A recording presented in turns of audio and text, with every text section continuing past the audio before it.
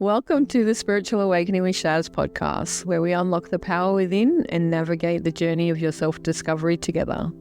I'm Shaz, your spiritual mentor and life coach, here to help you tap into your inner guidance system and manifest your best life.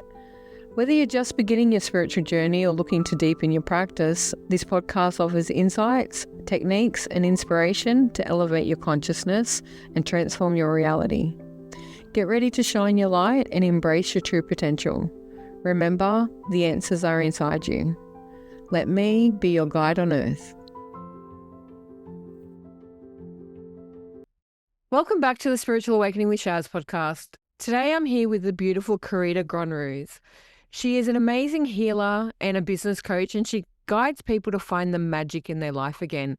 She's transversed through the shadows and risen in trust, and today we're going to share her powerful story of what happens when your guides change the way that they communicate with you. When you first start out along the spiritual awakening journey, you get taught through mentors and teachers and circles of how you communicate with your guides. But over time, that can change very dramatically, and Carita is here to share her journey with us about just very recently how her guides decided to change the way that they communicated with her. So welcome, Carita. Thank you for joining me. Hey, Shaz. Thank you for having me. And I think it's just such an important topic to talk about because no one ever sort of taught me that. And so I'm glad that we're having a chance to chat about it, at least to get some awareness out there. I do think that it's not a very well talked about subject. And the awakening process for me, there's the very first awakening, so the real wake-up call to more than the 3D reality and more than what's right in front of you. And then there are mini awakenings or aspects of the ascension that I call it. And it's through that ascension pathway that our guides do communicate with us in different ways. I understand what you're talking about because I've seen it along the way where I've seen mediums and well-known psychics who do work in the public lose the connection to their guides and they think that they've lost their gift. And it's really quite scary when you know one way that they communicate with you and it's a tried and true method and you go to use it and there's dead air. And it's like, what the hell happened to me? Yes. And I see it a lot with people who I support as well. They ring me up freaking out like, oh no, it's not working. And it's like, no, it's okay. It's just shifted. Because even in my own journey, I'm glad you mentioned it's about, like the ascension process, because as you learn more, obviously your skills develop. And so of course it naturally shifts. Although even in that context, they don't really talk about it. You just go to different teachers and they just say, oh, this is how you do it.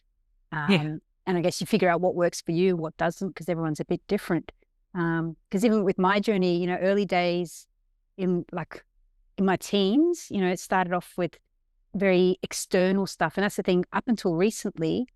So, I'm almost 50 now, but it started in my teens. It's always been just this external force that I've interacted with. So whether it started off as hand holding, then dreams, and then, learning Reiki and starting to channel something external into myself. So it was always this outside thing that I was learning, interact with and get the messages from. And then, 6 months ago in a session with someone, I was doing the usual process, going, okay, yep, and nothing happened. And I'm just like, guys, someone's paid for this. Like, I'm in a session, help. Like, what? And I just had a little freak out moment going, guys, where are you? Like, what the hell? And it was different because I know when you're starting out and I teach this with my Reiki students there are days when it feels like nothing's happening and you do just have to trust that if you've set that intention for healing, it will happen if that person is open to receive it. Because, there are days where you don't feel anything. But this was different again. I don't even know how to describe it. It was different. It was the complete, absence of air space. There was nothing there. And it was such an interesting process because I really just had to surrender and go, well, I don't know what to do. And I think the only thing I can remember is it's almost like I let my body take over. And the body I watched my body do things. Like I put my hands on my chest and I sort of, I was like an observer of my body. And I had this message come through that you've kind of reached a certain point now. We're not outside of you, we're in you. Find us in you. And so since then, it's been an inside job. So, okay, like, so it just like flipped it on its head. And I've just never seen anyone mention that like how it evolves in that way, and how, I mean, yeah, cognitively, I've always known, there's energies, and, everything is energy, and we're all connected, and it is inside of you. But when it actually drops in, no matter what it is as a concept, when it actually drops in and you embody it, it's such a different space to be in. And so, yeah, it was such a bizarre thing 6 months ago. And I've found that since then, though, my process has found like a happy medium, whereas, the pendulum swung one way, then it's gone back the other. And now it's sort of in between. Yeah, it's been interesting. It's really funny because it reminds me at quite the beginning of my journey, probably about a year or two into it, where I said to Spirit, especially when I was healing, when I got attuned to Reiki and I was healing, I was like, but I want to know exactly that it's happening. So I want to feel what goes on. And I tell people this all the time, be careful what you wish for with Spirit, right? Because they'll just give you what you want. Yeah. And I had guides who would physically come into my body. And we had this experience just as we went to start. They've walked back into my body and I'm like, what are you doing? And I have a very vivid memory of one healing session that I was doing with my dear friend Barbara. And we were all around doing a sharing circle for healing, teaching people. And I was at someone's head and I had my hands either side of their head. Yeah. And this big energy come in and sat on me, and they sat down on me. And I bent down, my knees were bent at about, I don't know, 75 to 60 degrees sort of thing. And I was crouched down in this position, this big energy sat into me. And I'm like, okay, who are you? And clear as day, in deep, deep voice was, I am Buddha.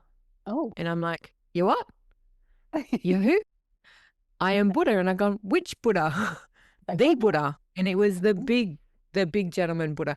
And the whole class could literally see his shadow on the wall behind me. And he sat in me for 45 minutes and I wanted to die. I don't have strong leg muscles. I'm unfit, unhealthy. And this crouched position was hell on my physical body. At the same time, I was channeling this powerful healing. And when he finally left me and rose out of me, because I'm 5'8" and he sits at 5 foot. So I had to crouch down 8 inches and for 45 minutes. And I'm like, why did you do that? And they've gone, well, you asked to feel. And I've gone, like, you could tell me. And I've gone, why did you do that? And he goes, well, you could always sit. So nowadays when I do healing, if you come to me for healing and people are used to it, I sit in a chair. Because I don't know what big energies are going to step into me, and I can't stand there when I'm so tall and crouch over smaller people. It does my whole body in. So that feeling of them stepping into you is a truly powerful thing. And it's not something that I do overly share with people because, one, it freaks many out, but it is something that they can do. My guides physically can walk into me. Other times they sit externally. They'll be on, I know one's on my right-hand side on my masculine guides. I know on my left-hand side on my feminine guides. I know which ear I hear through as to which guide it is. I can also tell by the names that they call me and the way that they speak. But sometimes when you are healing or you're calling energy through, it has to pass through into the body. Yeah, and that's actually a great reminder too, is something that's been really driven home to me in the last 6 months as well, slightly separate, is how the higher up you want to connect, the more important it is to be secure and grounded. Like you have to be equally connected to earth as you're equally going upwards. And so, and it's exactly that reason, is because these energies that come through are so powerful. And if you're not really anchored, you're just, your body physically won't hold it. Mm-hmm. It's just, yeah, good luck with that. And it's one of the jokes that I make why my body is so large in this way. It's in order to hold the large energies. The other thing is that one of my main guides that I work through, and you can all see the picture behind me, is Archangel Michael. Now, when he steps into my body, and he does quite often when he wants to channel with me or communicate with me or get me to stop doing what I'm doing, his energy is hot. He burns hot. So when he gets into my body, I'm blessed and thankful every single day that I don't get hot flushes or menopause, because I said I wasn't doing that. I went through enough hell in my cycle in my youth. I was not having this. But he gets in and I get hot, and I sit there sometimes and I have to go, did it get hot in here? In the whole room go, yeah, why are we all sweating all of a sudden? And I know that it's not like a hot flush or anything like that, because it's not me that it affects, it's the whole room. And on Friday, I was doing a talk at Spiritual Church, and the room was quite cool. And then he came in to deliver some forceful statements, and the next thing you know, they're all waving fans, and I'm Everyone's having a like, can you feel that? They're going, why did it get so hot in here? He's very, very hot in that energy. So Who was that again? Which angel? Archangel Michael. Oh my God, that's incredible. Never discount how they will communicate with you. They will show up in the way that is best for them as well as best for you. Explain to me how you coped with, one, having a client, and I've been there and done it, having a client and going, not getting nothing, or what's really going on. How did you trust back to self to know that you would find that connection again? That's such a good question. And I often, I mean, it's easy for me to go, oh, I don't know, something in me just believes in myself. Like I back myself. I know I'll be able to troubleshoot my way out of any sort of situation. But because I also have that, how do I encourage my clients and students to believe in themselves? Because a lot of them struggle with that self-belief. And I've been thinking about like how, that the ability to believe in yourself isn't necessarily something we're born with, or like we maybe lose it as we grow up and things like that. And I've done, I did 10 years of acting training, which really helped me overcome my, I guess, shyness, and made me really appreciate how everyone is actually much more wrapped up in their own fears than worrying about you as an actor on stage. It's quite a bizarre thing. Like as an actor, you get into that field quite, at least for me, I was really shy. And it was a huge thing for me to overcome being on stage. But as soon as you're out there, you realize, actually, you know what? Everyone else is so worried about their own stuff. They actually don't really care about you. And so it was lots of these little moments of challenging my own fear boundaries that's really helped kind of push that boundary out gently over time. And I think it was in my late 20s, I've had a bit of an aha moment around my parents, who I love dearly, but I can see that they've kind of lived their life from a place of fear a lot of the time. And I thought, oh, you know what, I don't want to get to my deathbed and having regrets about what chances I didn't take, basically. And so from then on, I sort of started challenging myself just in healthy, manageable ways of how can I push through different little fears. And one of them was, getting a manual license. So now I drive a manual car. It doesn't sound like a big deal, but for me, it was massive. And the other thing was, doing acting for a while, which I'm really glad I did do that, even though I don't do it anymore. But it was such a self-growth opportunity. And I do often wonder whether it's a case of just somehow an inner resilience too, because I grew up watching my parents having to struggle and go through a lot of really difficult challenges, and yet they always managed to kind of overcome things. Like my dad had a horrific workplace accident when I was a child, and he's invalid basically since I've been 8.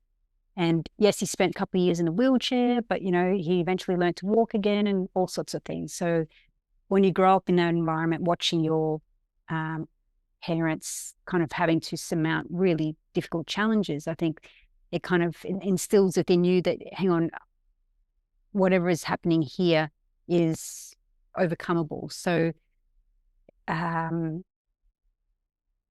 I think for me, finding that place of stillness has always proved to be the gateway for answers. So like I now enjoy doing only just 5 minutes of meditation, usually with a cup of tea. It doesn't have to be anything fancy, but it's just having that chance to get still within your body, because my monkey brain likes to run the show and I need to get it to quieten down so I can hear. But ultimately I think it's a combination of factors of having challenged myself in gentle ways over time anyway, but then also finding that place to be still and to open myself up to the next stage. I don't know what prompted me to do that in that moment, because I had a little bit of a freak out going, oh my God, I'm with someone, this is happening.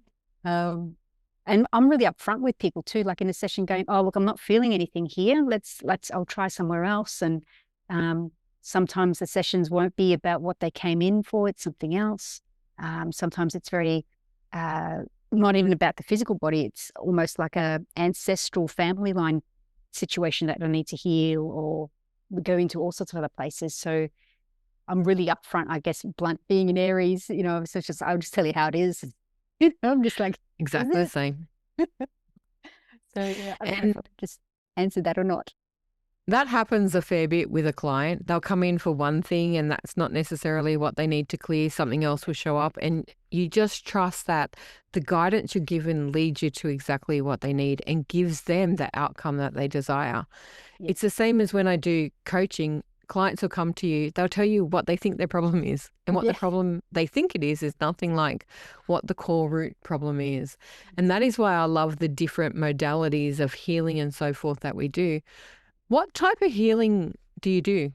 Share a little bit about that journey with us, and just explain your different energy cycles and healing practices that you have.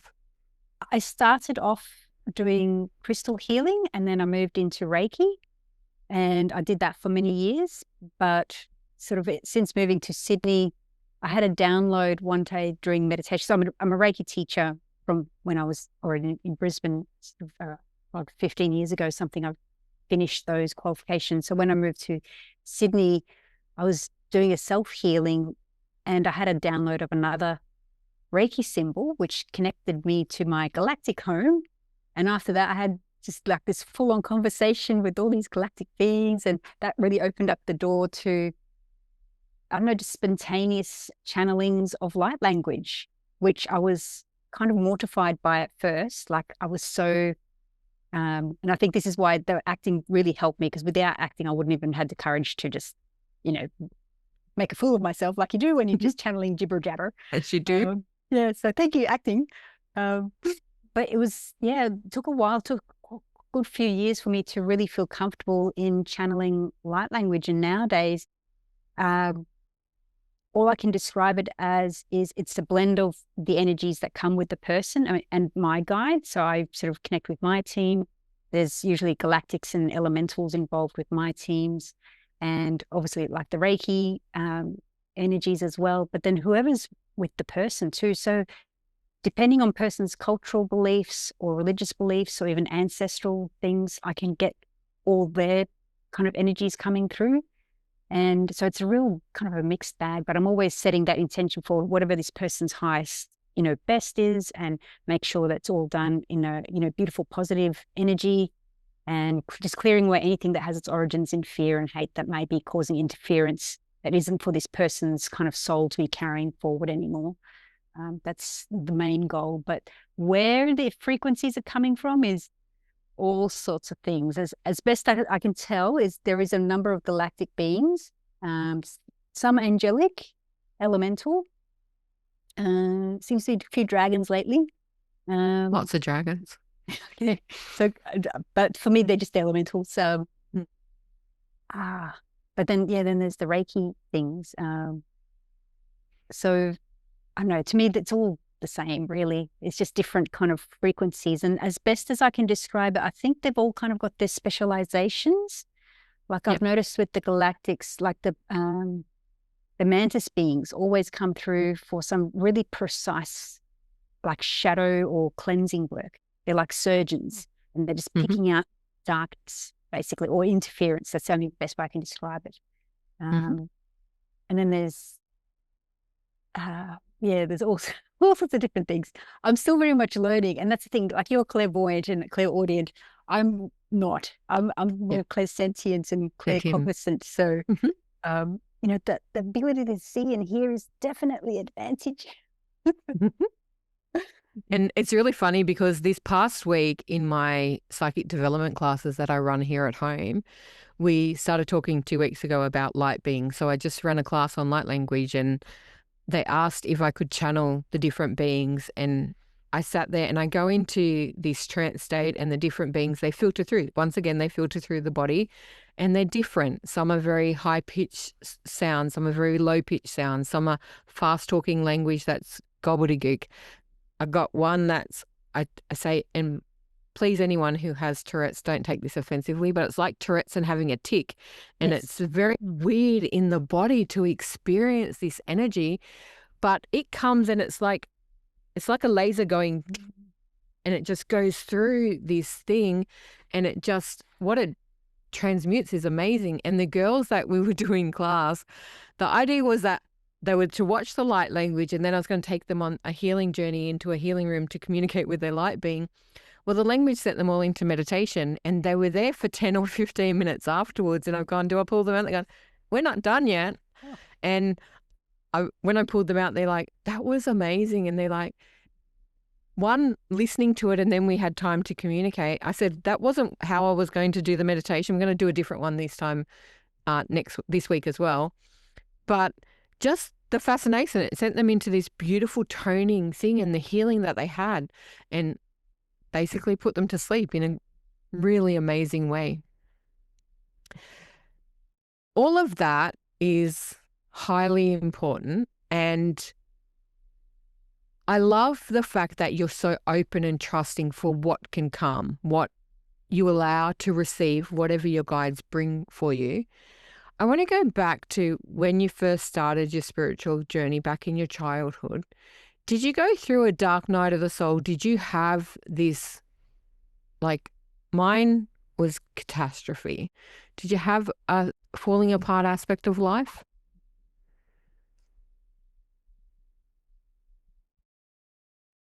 Process. And then it really hit. Like I had a 15 minutes of like an intense, like it took years, and then just like bang, and it all, it was like an explosion kind of thing. But to be fair, I think looking back though, you know, I was the kid at school in primary school that would be getting out books on the Bermuda Triangle and, you know, Greek mythology, things like that, when all my friends were doing the pony club. You know, so I was never the normal child. And then I had a friend in high school showing me auto writing, which that sort of started off like playing around with that. But it wasn't till really 2009 is when I had like what I considered like the worst kind of year of my life, pretty much. And that's early 30s. And I can see why it's, you know, and this did not know anything about astrology. So I completely bypassed Saturn return. I was just getting more and more miserable from my late 20s down to, I was just completely ignoring things. And it culminated with this moment where I was given a choice. So it's kind of hard to explain, because 3 months before I'd had this amazing dream where I was kind of told that, you know, you're going to be given a choice where you can choose the golden path, or you can fall off and your family will look after you, and, you know, life will go on, you'll be okay, but you'll always regret having wondered what if you had stayed and followed the golden path. And so, yeah, 3 months later, I'm heading out the door to go to my office job at the time. And something in me just like, it was like my soul just collapsed and fell to its knees. Like I just couldn't do it anymore. And this is on the tail end of, you know, a good 10 months worth of, I need to get out of my office job. How can I get out? I have got a mortgage. I'm stuck. You know, do I move back home? Do I sell the house? I was trying to figure out, how do I literally go be a hermit in the hills somewhere, never talk to anyone again? And so there I am on the kitchen floor. I was standing, but it was like my soul had dropped to its knees. I can't describe it. I'm not even sure if I physically fell to my knees, but I just remember looking up going, I can't do this anymore and I need help. And I want to choose the golden path, I said. And in that moment, something just like this abyss opened up in front of me. And it was like, you know, you can drop, kind of fall in, let yourself fall into the abyss. And something in me said, no, not today. We're going to choose that golden path. Like really internally, something just said, not today. But I can totally appreciate why some people choose to, you know, the other option. You know, I really fully understand from that moment how people choose to, you know, leave this world earlier than maybe they were planning. Yeah. But in that moment for me, everything just changed, and some energy sort of like picked up my soul. It was like a reboot. I somehow made it out the front door with my handbag. And as I'm walking to the bus stop, the whole world exploded into like energy. Like that the sky became a series of like lines. It was like I was inside a golf ball where it's just nothing but like elastic bands. And most of them were silver, but there was the odd one that was gold. And then I found myself also walking on this golden path, like the driveway turned into a golden path. And everything, like the rocks and the trees and the plants and like everything almost became like an energetic imprint. And I could see the energy channels between myself and everything else. And every cell in my body suddenly woke up and had a consciousness of its own, and basically overrode my own little brain consciousness, which at the time was going, oh no, something's very wrong here. And my whole body consciousness came alive with such extreme joy and going, yes, we remember this is how it really is. This is the reality of like energy. And I know the awareness and the remembrance of how we're so deeply connected made me just have this wow moment of, oh my God, how can I share this experience with the world? Because everyone needs, if we understand this level, how, you know, what you do to yourself, you do to others and vice versa, there would be no more wars. We would not be, you know, raping and pillaging the earth. We would not be killing animals for food. Like it was just like, whoa, like it was completely, awe-inspiring. So I hit this like rock bottom, but because I said, yes, I choose to stay and I choose the golden path, I shot up. It was like from the worst to the best thing all within like 15 minutes as I'm walking to catch the bus to my office job, giggling like a maniac. I'm looking at these people looking at me going, yeah, it's fine. I'm all under control. And then it slowly faded away as I caught the bus. And I was just left with this amazing feeling of like the remembrance of, you know, how deeply connected we all actually are. And that's always stayed with me. And I'm totally grateful for that experience. And that's kind of what set me off into the acting world, actually, is because I thought, how can I get this message out to people? I want to make films that share this. It's like, well, if I'm going to make films, I need to know what it's like to be in the film. So long way around, I sort of ended up trying to do acting, which helped with my confidence. But yeah, it was like years later, that it all kind of came about and I moved to Sydney. But that experience really opened my eyes to there is more to this world than I had previously thought, like to a much greater extent. I mean, I'd already been having like time travel experiences and all sorts of other weird and wonderful things, but that just completely blew my mind. It's probably one of the only real experiences I've had of like what I consider proper clairvoyance, when I'm literally looking around and I can see something completely different. Like that to me is true clairvoyance. The other one, which I know a lot of people consider clairvoyance, is when you just sort of think images and like, yes, I see that as, I just think visually anyway. So of course that's the messages, but because I've had that experience and a couple others where like I'm just walking around the street and it's just all different. That to me is like proper clairvoyance. Like you literally feel like your third eye is like, oh, eyes open up. Like, what the hell? And it's a very bizarre feeling. I had a couple of weird instances, and I was at a psychic festival and I was having Reiki one of the first times before I'd learnt about it. And this really old woman, she must have been 80 something in the shade. And we were outside underneath this awning and she's doing Reiki. And I said to her, sweetheart, are my eyes open? Because I felt they were closed, but they were open. And she goes, no, they're definitely closed. I said, then how come I can see everything you're doing? She goes, well, what am I doing? And she was waving this feather and doing something. And I said, oh, you've just created this Merkaba symbol. And then I said, but can you see the angel that's with you? And she goes, the what? And I could see her and the most amazing angel that's with her. And it was phenomenal. And I'm like, what is that? And from that, after I got up after the Reiki, this was in Windsor, in the Hawkesbury, in Richmond actually, Well, I've walked around and then all of a sudden the trees turned into people, and then I could see all the fairies everywhere. And I was looking outside the window and there was this whole elemental realm where there were fairies and trolls and pixies and the water sprites, and you could see the water dancing. You could see the way, like, you could see all the energy as it interacted. And I'm sitting there going, what is this? And it was one of the first sort of amazing different examples. I'd been able to see spirit. I didn't know the difference between dead people and alive people when I was younger. So when I was a kid, dead people still looked alive to me. I couldn't tell the difference at all. After this experience, I'm sitting there going, wow, there's really something to this. I really have to learn more about that. What is that I've seen? And I've not seen anything like it ever since in the same way. But if I get into meditation, and especially when I'm in a spiritual church or a center, and I can look out the window from that, I can see all the fairies into different realms and stuff like that. Eyes open or eyes closed. This one was completely eyes closed, but I was looking to me on the 3D earth, but through all the different planes at the same time. Nowadays, I transverse them in different ways, but it was fascinating. And it was like, what on earth is that? And she goes, no, your eyes are closed. And I'm going, but, and the angel that I saw, she was so glorious. I'd never seen, like, it was one of my first angelic connections. And she just goes, describe it to me. And I described her. And then she goes, no, that's not what I was doing.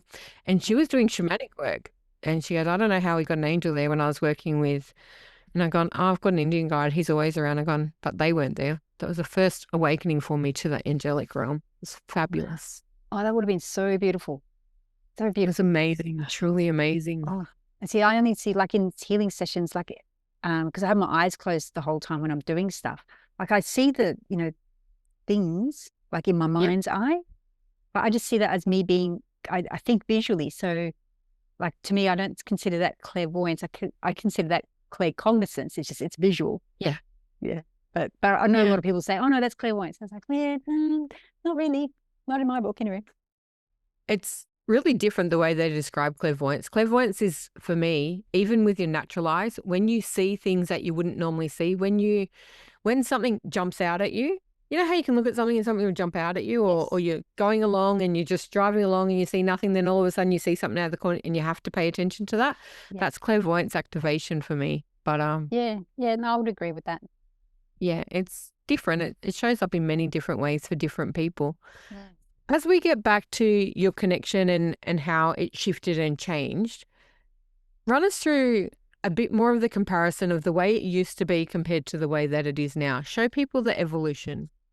So yeah, it's definitely gone from something kind of separate to myself, of being outside, and me almost kind of, not begging as such, but going in as a humble servant, asking for, like, almost like a little bit of a power imbalance dynamic. There's a, I'm just the groveling little slave that come, please come to me, like, I am your own. So that was in the really early days. And it wasn't, even in the early days of Reiki too, when you're sort of learning to channel the energy, like you're kind of learning to get out of your own way. Like, I used to visualize having my personality self sit in the corner of the room, so that I would be like the empty tube, and then, the energy would just flow through me. So it was like no ego kind of involved at all. So that was all good. But again, it's an external coming internally.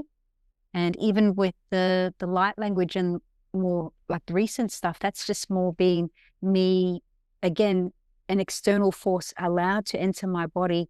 And I just trust and let the body, like, let that energy move my body, move my voice. Like, it just takes control. I'm sort of like a random passenger, like watching on in the back of my head. But again, it's an external force coming in. And so what's happened now is it's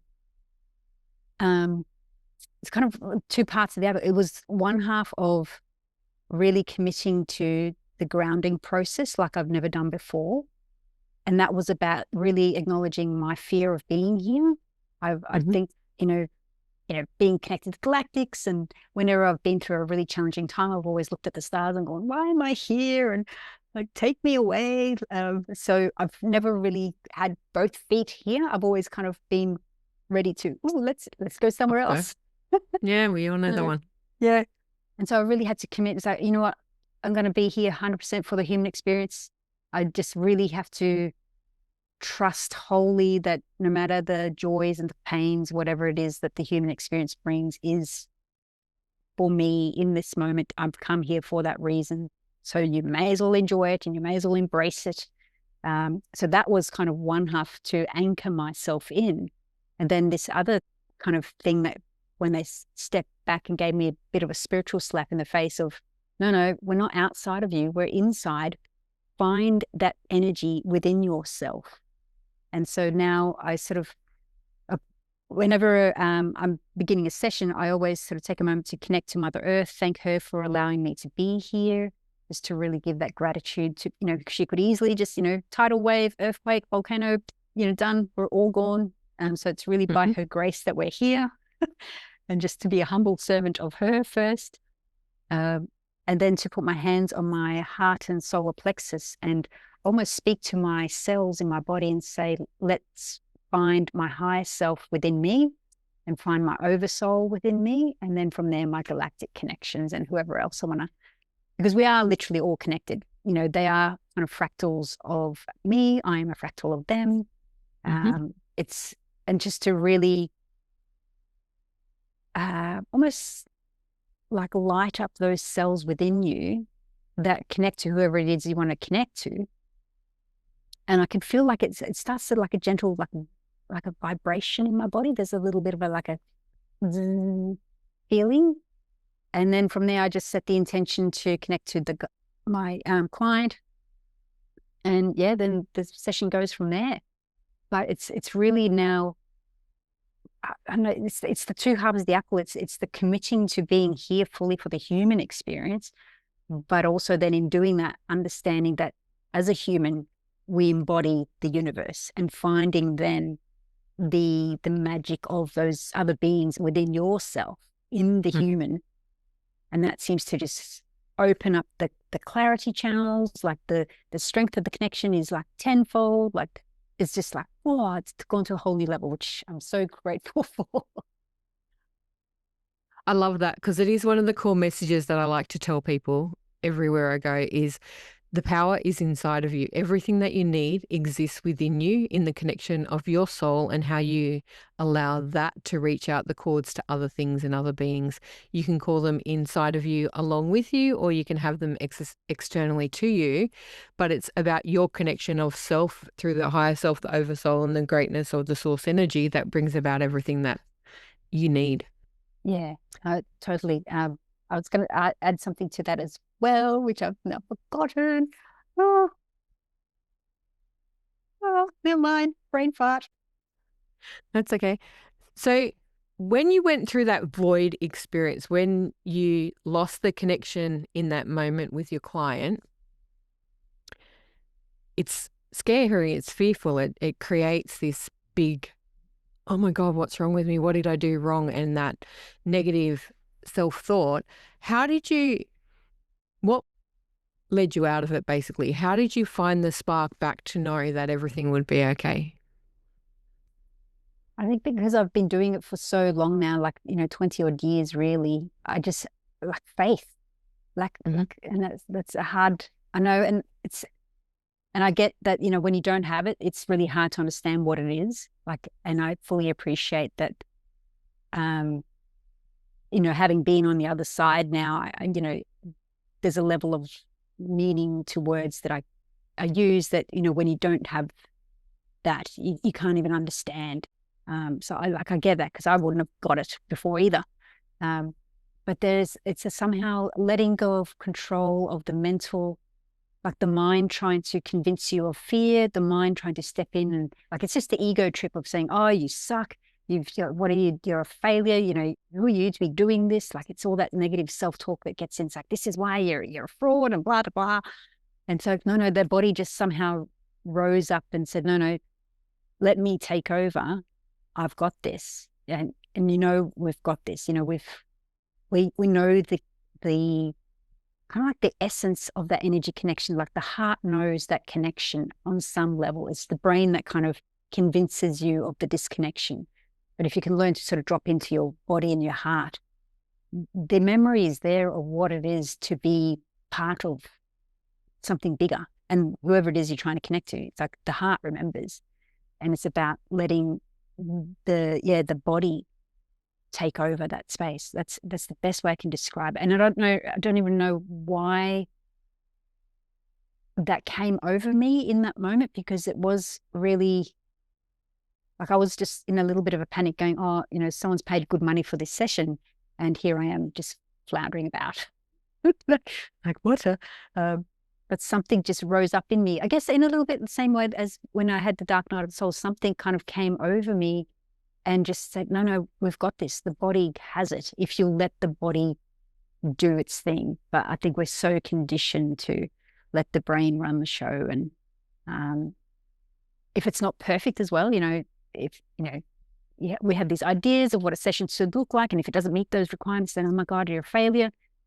So there's also that sort of element that comes into it as well, sort of allowing yourself, being compassionate to yourself and giving yourself a lot of leeway and slack of, and I think in that same sense to really understand and be okay with that. Not every session may be like a good session from either perspective, like your client or yourself. Like you have to trust that they'll get what they're meant to get. And sometimes you may not feel anything. And sometimes they may not feel anything, but maybe that's what the whole point of the session was. There's something else was going on. So yeah, it's not a straightforward answer, unfortunately. Yeah. It's one of the funny things I had to tell some clients back in the beginning with the healing is you may not feel it right in this moment, but just give it 3 to 5 days. And if nothing changes, come back and I'll do it again. Yeah. But within that 3 to 5 days, something phenomenal will shift within them. Yeah. It is not, healing for me is not an instant thing. Oh, no. It doesn't just happen in that 1 hour where they're sitting right in front of you. The activation of the energy within it stays with them and alters over time.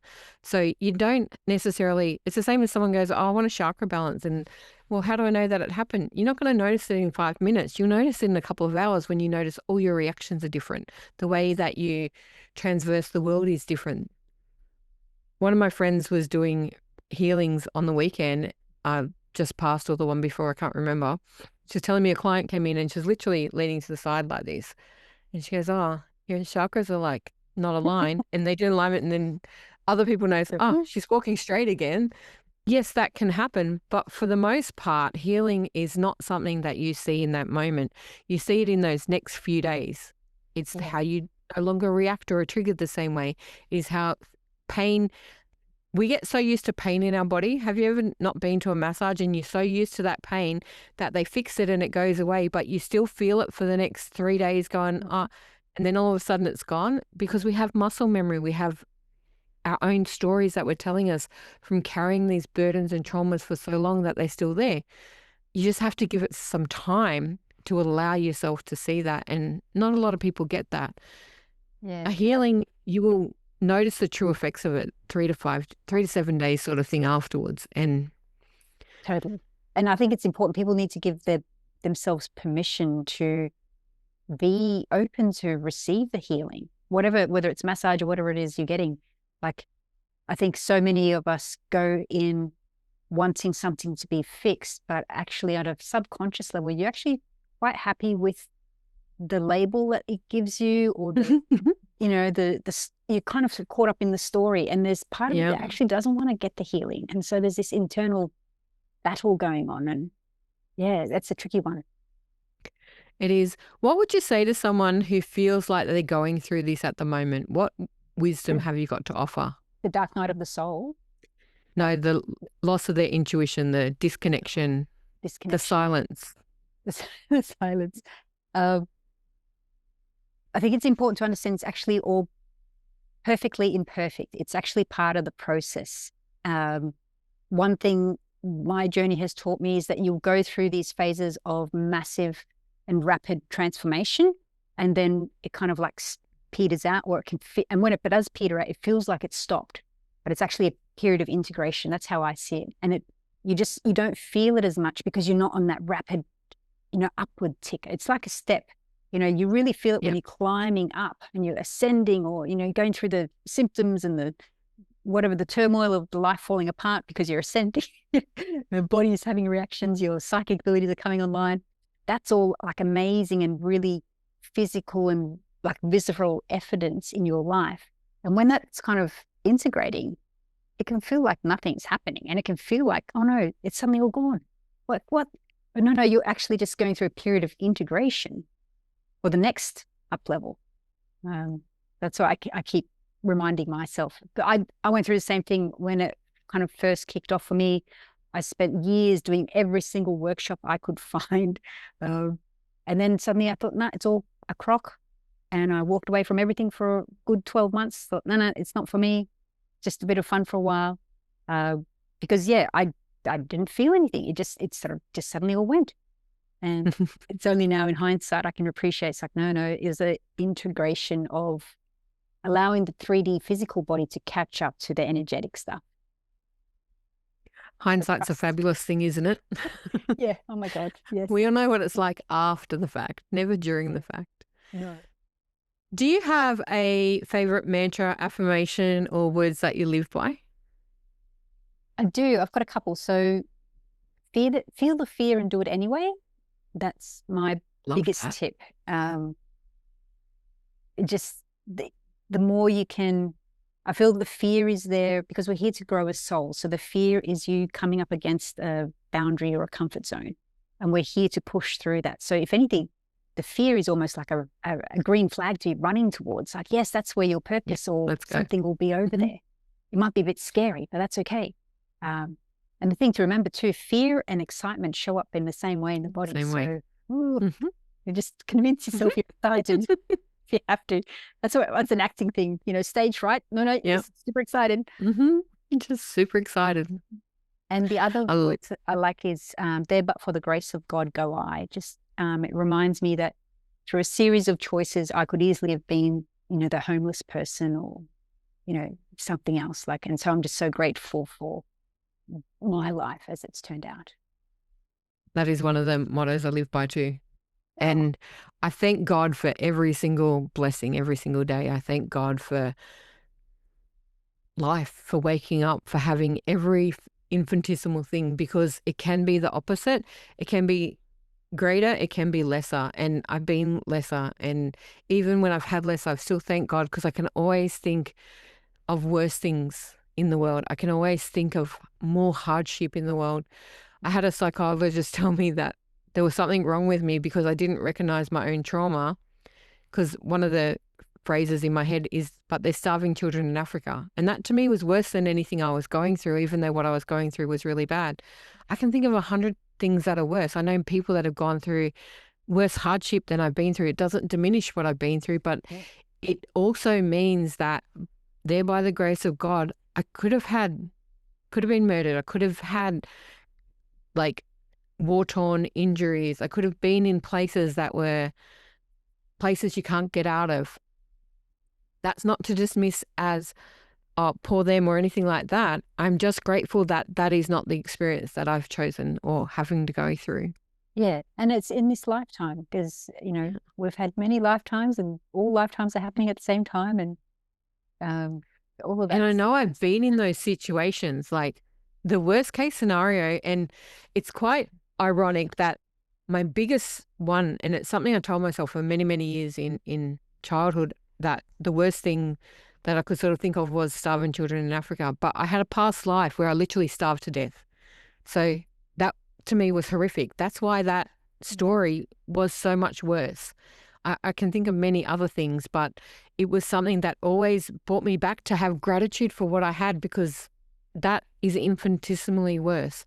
And it was not a lifetime I ever wanted to live again or experience. So it just brought about minor gratitude for, big gratitude for minor things. So to appreciate all the little things, a roof over your head, food in the cupboard, the ability to eat when you want to, clean water, all of those things are highly important. And I never, ever want to take them for granted. Yeah, and I think it's so important to find the little everyday moments of magic. Like I love how sometimes when I'm doing the dishes, the soap bubbles and the sun hits the bubbles Yeah. just right, and it just, or The you see reflection of like light in the rainbows. yes, and like the I dust. woke up this morning and there were Fairies. like dots of light on my bed, and I'm like, oh, how pretty. And to bird song. And I'm like, I woke up and I literally went to the bathroom and it's freezing. I opened the front door and I'm going, good morning. How are we today? I Yes. got anyone outside my front door would think I'm nuts because I was saying thank you to the birds for singing to me. It was gorgeous. And I think we're so caught up in life busyness that we kind of overlook that. And the other saying I really like is changing your have tos into get tos. So I don't have Yeah, to do the dishes. I get to do I the get to. dishes. Like that, yeah, I get to do all these amazing things every day. I love it. it just changes like it's not a chore or a drag, there's a lot of people that don't even get the chance to do the dishes. So yeah. A lot of people don't even get to get out of bed every day. And half the time I'm grateful for that. Well, more than half the time, really. Yeah. How can anyone who's looking for a healing or want to connect with you, Carita, where can they find you? I've got a website and I actually have free healings on YouTube. So they can look me up on YouTube under Carita, the Galactic Elemental. That Fantastic. should bring my channel up. I've got a bunch of free healings on there. You get to sort of experience a mix of the kind of the Galactic Elemental and the Reiki channelings. And if you're more one-to-one services, my website is galacticelemental.com. And I'm also available on Facebook and Instagram under the handle Galactic Elemental. Beautiful. We'll add all those links in the episode for anyone that wants to reach out and connect. Please do look at those light language. They're amazing, those healing sessions. They're fantastic. How, as a closing thing, what sort of message would you want to send to someone or just let anyone know about the spiritual awakening journey and how it unfolds in life? How would you describe spirituality in sort of a sentence or a phrase? I think for me, spirituality is just about remembering and reconnecting with the magic. It might be outside of yourself to start with, but eventually you'll find it within yourself. And I know when you do go through some of these, dark night of the souls or ego deaths, or even your Saturn returns and your whole life is falling apart. And it can really feel scary. And technically, a part of you is, in theory, dying off. It's your ego that's dying off. So it can feel like a literal part of you is dying. Yes. But I always say, like, think of the chick inside the egg. It thinks its whole world is falling apart when the egg starts to crack. But it doesn't actually realize that it's, once it's on the other side, it's going to become like a sparrow or eagle, ostrich, whatever. And the magic of the feathers, the flight, like all the beautiful things that is there waiting this baby chick. But when it's on the inside of the egg, it doesn't have a understanding of what's on the other side. So it can feel like life is literally falling apart around you, but it's okay. Just think of yourself as a little egg, the chick in the egg. It's okay. You will be the magnificent eagle before too long. It sure will be. Thank you everyone for listening. Please don't forget to like and subscribe to the channel. You can listen to us on Spotify, Apple or YouTube.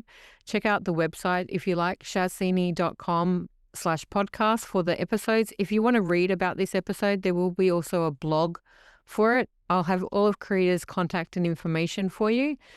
And until next time, I hope to see you then. Thank you. Thanks for listening to the Spiritual Awakening with Shaz podcast. Don't forget to like and subscribe down below so you don't miss an episode. You can also follow us on Facebook with the links below. Until next time, trust your intuition and let your spirit soar.